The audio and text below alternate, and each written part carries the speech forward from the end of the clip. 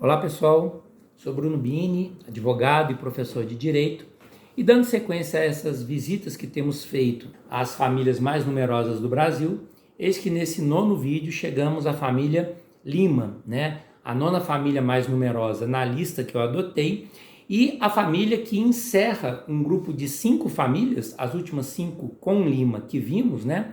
Que ostentam ali aproximadamente 2 milhões e alguma coisa de membros, né? Como eu já havia dito em vídeos anteriores, as 4 primeiras famílias que visitamos são aquelas que passam um pouco de 4 milhões. Depois você chega ali ao batalhão de frente das famílias mais numerosas.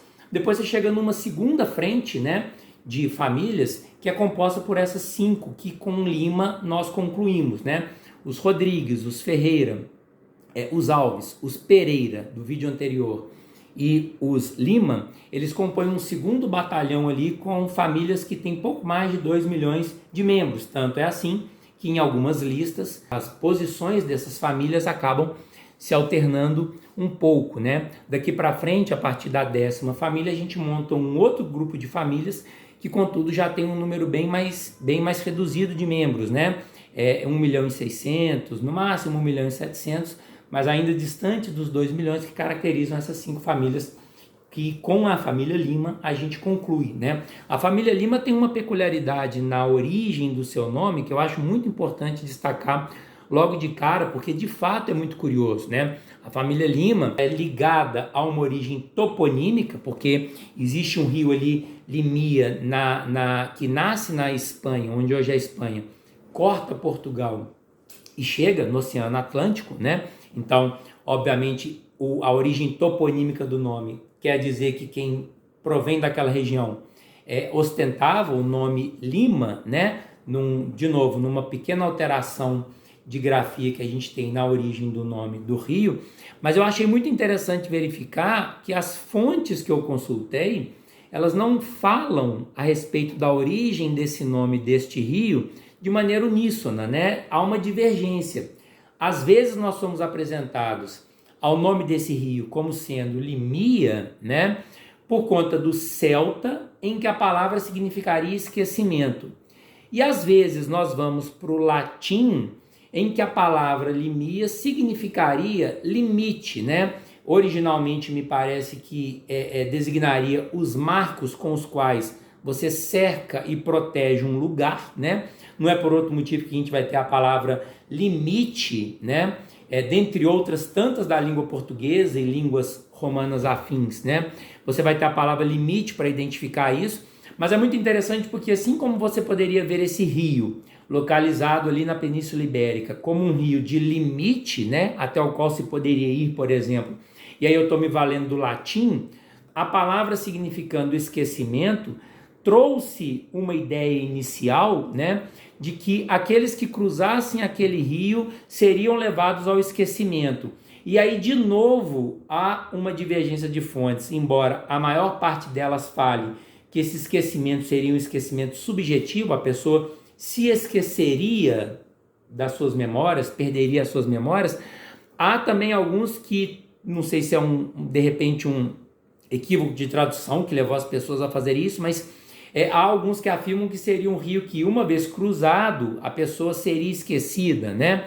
Talvez indicando aí um rio já localizado numa região bastante distante do centro daqueles povos que primeiro nominaram aquela região como uma região do rio de Limia, né? De limite, portanto. Esse mito todo de que a palavra esquecimento decorreria de um aspecto subjetivo porque a pessoa atravessaria e então se esqueceria, cai quando um general romano, de nome Décimos Június Brutus, atravessa o rio e chegando à outra margem do rio, né, da qual ele havia saído e chegando à outra margem, ele começa a nominalmente chamar pelos seus soldados, e aí isso teria sido mais uma travessia de rio famosa na história de Roma, né?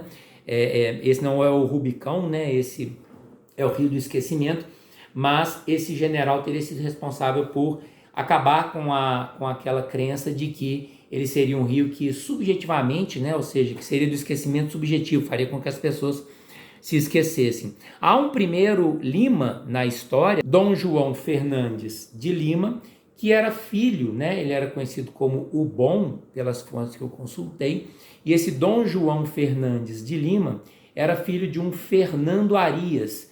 Por que eu tô querendo chamar a atenção para isso aqui? Vejam, um Fernando Arias tem um filho, e aí usando aquela partícula es que nós vimos em Rodrigues e em Alves e Álvares, né? O Dom João, sendo filho de Fernando, ele se torna o Fernandes, né? Porque é mais um sobrenome que tem essa origem patronímica com essa partícula es no final. Então, sendo o pai Dom Fernando Arias, o seu filho é Dom Francisco Fernandes, porque filho de Fernando, né? De Lima. E ele adota esse nome de Lima pelo caráter toponímico, porque ele adquire uma propriedade, ele se torna detentor de uma propriedade grande nessa região que eu mencionei, né? Parece que já em Portugal mesmo, né? No que hoje é Portugal, embora o rio nasça na Espanha, e aí ele se torna esse primeiro que tem um registro de Lima, né? Vindo para cá, o sobrenome Lima se espalhou por todo o território, então as fontes que eu consultei apontam alguns Lima indo para o sul do Brasil, né? Se envolvendo em questões locais e depois se envolvendo em questões de maior amplitude, e também muitas famílias Lima no norte do Brasil, no nordeste do Brasil, na verdade, né?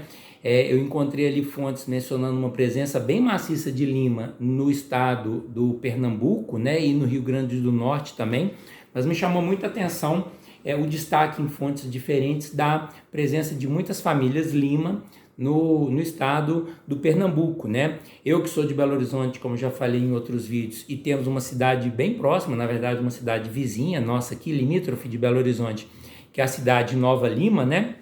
Também não deixo de fazer menção, portanto, a essa cidade. A cidade de Nova Lima, ela recebe esse nome, segundo as fontes que eu pesquisei, né? Ela recebe esse nome como uma homenagem ao jornalista, poeta, magistrado, que foi Antônio Augusto de Lima, né? Temos até uma avenida aqui em Belo Horizonte que é a Augusto de Lima. Antônio Augusto de Lima, que dá nome a essa cidade de Nova Lima, segundo a fonte que tem. Nova Lima, que na sua história, né, que é bem próximo de Belo Horizonte geograficamente, mas sua história de emancipação também é bem próximo da história de Belo Horizonte, né? Pertencia ali a Congonhas de Sabará, depois a Sabará se emancipa, né? Se torna a Vila Nova de Lima, né? E depois se torna simplesmente Nova Lima. É interessante destacar esse Vila Nova de Lima, porque a equipe de futebol da cidade de Nova Lima é o Vila Nova, né? Provavelmente uma homenagem também aí ao nome original da cidade de Nova Lima, que era Vila Nova de Lima, Lima de novo, uma homenagem a esse Antônio Augusto de Lima, escritor, jurista, membro da Academia Brasileira de Letras e que também foi presidente de Minas Gerais, né? Não falei errado, no início da nossa república ele havia esse cargo, chegou a ser presidente de Minas Gerais. Há um outro Lima muito famoso, né? Que é o famoso Lima Barreto, escritor, que é autor de uma obra indispensável, né, para o leitor brasileiro, que é o Triste Fim de Policarpo Quaresma, que é ambientado ali no início do período republicano, né? E é um livro indispensável, a leitura indispensável para brasileiros, porque conta um pouquinho do nascimento ali da nossa república e das investidas ufanistas desse personagem tão emblemático da nossa literatura como é o Policarpo Quaresma, né? Para concluir esse sobrenome, que fecha aí uma lista de sobrenomes com um pouco mais de 2 milhões de habitantes, portanto, fecha um batalhão inicial de 9 sobrenomes mais comuns, porque inclusive ostentam mais de 2 milhões de membros integrantes no Brasil, né? Vale destacar que uma curiosidade, embora a cidade de Lima, no Peru, né, a capital do Peru, tenha esse nome e tenha esse nome em razão de um rio, as fontes que eu pesquisei mostraram que não é a mesma razão toponímica do sobrenome Lima vindo de um rio de Portugal, né, que começa na Espanha e termina em Portugal, ali no Oceano Atlântico. Havia um outro rio ali e por uma junção de informações das línguas locais utilizadas para se referir a ele, eles acabariam chegando ali segundo a fonte que eu pesquisei, que dá origem ao nome da cidade de Lima, na palavra Lima para se referir àquele lugar, né? Então é muito curioso, a cidade de Lima, no Peru, também tem esse nome, pela fonte que consultei, em razão de um rio, né? Mas não do mesmo rio que dá origem à família Lima, um milênio atrás, né? Lá em Portugal. Então, o sobrenome Lima, ele acaba depois chegando no Brasil e se espalhando, né? É um sobrenome muito comum também em Portugal. E com ele a gente fecha essa primeira contagem nossa aí de 9 grandes famílias que tem pouco mais, alguns de 2 milhões de habitantes, até chegar naquelas que tem mais de 4 milhões, essas nossas primeiras grandes famílias, né? Então isso é um pouquinho da história dos Lima. Eu achei bastante curioso Lima no Peru ter relação com o Rio, mas não ter relação com a família Lima, para falar a verdade, isso me chamou bastante atenção. Espero que tenham gostado. Com meus cumprimentos aí a todos os membros da família Lima, eu encerro esse vídeo agradecendo a todos que assistiram. Obrigado, pessoal. Até a próxima, família.